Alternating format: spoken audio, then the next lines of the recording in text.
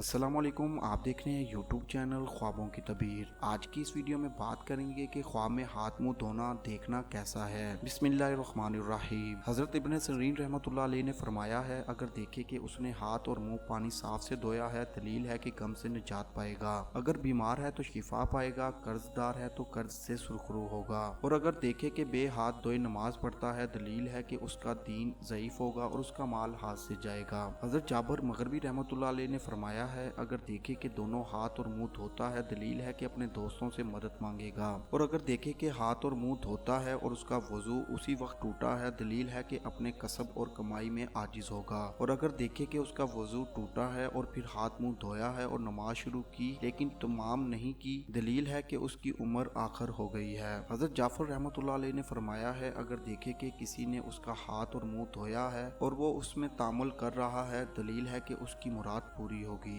ایسی ہی ویڈیوز کو دیکھنے کے لیے ہمارے یوٹیوب چینل خوابوں کی تعبیر کو بالکل سبسکرائب کریں اور ہماری ویڈیوز کو زیادہ سے زیادہ شیئر کریں، کیونکہ اچھی بات پھیلانا صدقہ جاریہ ہے۔ اللہ نگہبان۔